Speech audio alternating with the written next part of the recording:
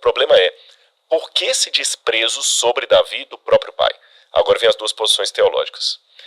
Alguns, com base no Salmo de Davi, que ele diz assim, em pecado me gerou minha mãe, supõem que havia alguma suspeita de adultério sobre a mãe de Davi.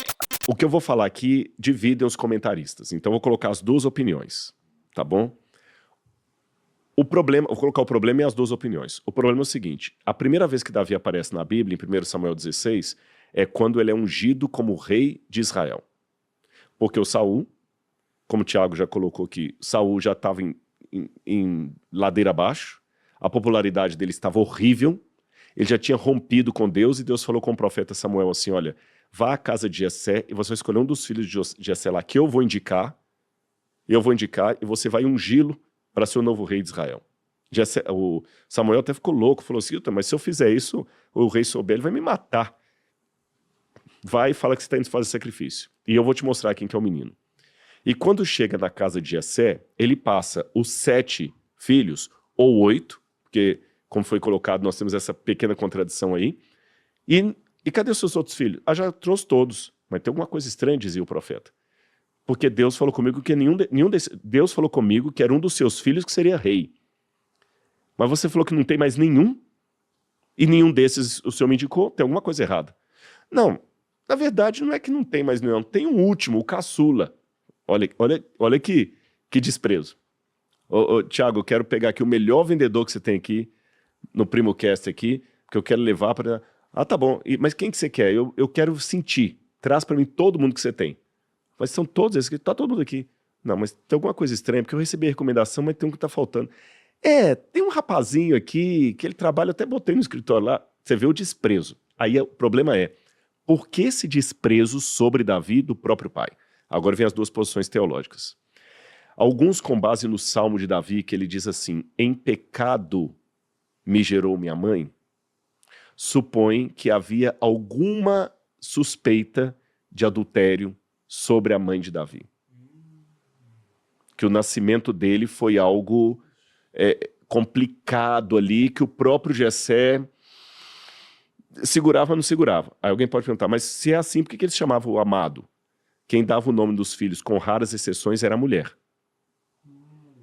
Então, existe essa possibilidade teológica de alguns comentaristas. Outros comentaristas pensam que não, que quando Davi escreve em pecado me gerou minha mãe, ele está falando apenas do pecado que nós herdamos de Adão e Eva, que Paulo lá na frente vai trabalhar, que todos nós nascemos em pecado, todos pecaram e carecem da glória de Deus.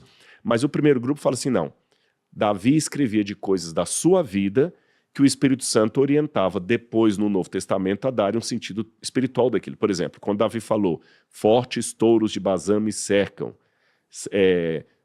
Deus meu, por que me desamparaste? Davi estava falando das suas dores e perseguições. Mas no Novo Testamento, os autores bíblicos pegaram aquilo e aplicaram para a experiência de Jesus.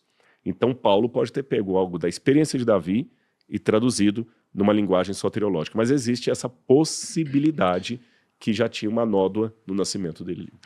E aí, só para pegar então essa passagem que o Rodrigo falou, bem esse finalzinho aqui, ó, Jessé levou a Samuel 7 de seus filhos, mas Samuel lhe disse, o Senhor não escolheu nenhum destes. Então perguntou a Jessé, estes são todos os filhos que você tem? Jessé respondeu, ainda tenho o caçula, mas ele está cuidando das ovelhas. Aí Samuel disse, traga-o aqui, não nos sentaremos para comer até que ele chegue. Então Jessé mandou chamá-lo e ele veio. Ele era ruivo, de belos olhos e boa aparência. Então o Senhor disse a Samuel, é este, levante-se e unja-o. E aí você vê, né, pegando um pouco do gancho do Rodrigo, olha a diferença da história de José. Porque José, que era novinho, perto do tanto de irmão que ele tinha, era o queridinho do pai. Você pega Davi, por essa nossa interpretação, ele era o oposto disso.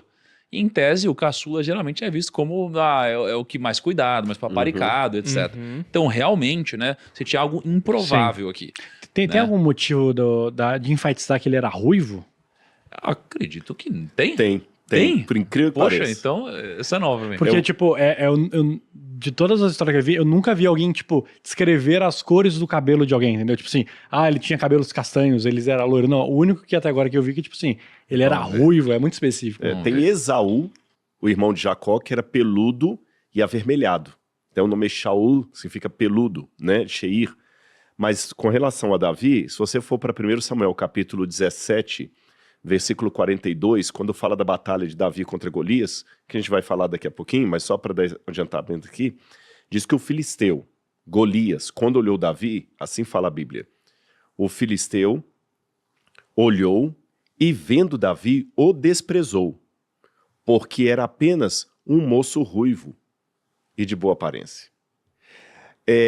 Naquela época, a pessoa ter uma coloração ruiva do cabelo não era uma coisa muito comum. É como se fosse alguém sardento, com sarda demais, sabe? Muito ruivo.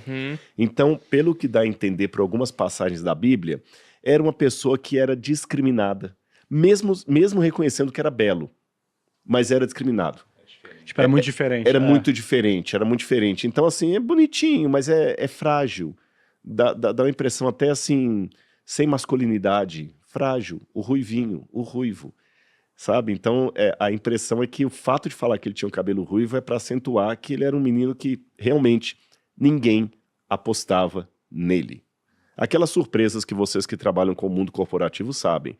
Às vezes vem aquele menino magrinho, assim, você não dá nada, você né? fala assim, esse não quer nem ver o currículo, e é o que vai estourar depois, né? Exato, né? E o interessante aqui, e acho que é um aprendizado para a nossa vida, né? É que se a gente fosse falar de dinheiro, por exemplo, você vê as pessoas falando assim, você tá rico? Não, tô orando, não chegou a minha hora, né? Pô, você não vai trabalhar não? Você fala, não, cara, tô em casa mas tô orando muito aqui, né? Então a gente acha que Deus vai fazer tudo. E não é que ele não pode. É que ele vai fazer a parte dele e vai delegar a nós a nossa parte. Então, imagina só, né? Vem Samuel, que era um cara, assim, eu não sei qual que era a popularidade de Samuel, mas imagino que era era um líder, respeitado. Um grande líder, né? Respeitado. Ele chega e fala, olha só, na frente de toda a família, chega pro mais novinho, que era o mais acreditado, e fala, você é rei. Cara, imagina a sua situação. O magrelinho, loirinho ali. Você fala, eu sou diferente, sofro aqui o preconceito que a gente vê depois. Como se fosse um albino. Lembrei, agora o pessoal vai entender. O ruivo é como se fosse alguém albino hoje. O albino, o pessoal olha, pensa até uma pessoa fraca. Sim. O preconceito que um albino sofre hoje é o preconceito que tinha na época do Davi. Perfeito. Então chega e fala assim, você vai ser o rei. Como que você lida com isso? Cara, você tem várias formas de lidar com isso. Uma delas é, bom, se Deus falou, então é você, ponto. Você não precisa fazer mais nada. Mas aqui não é a realidade.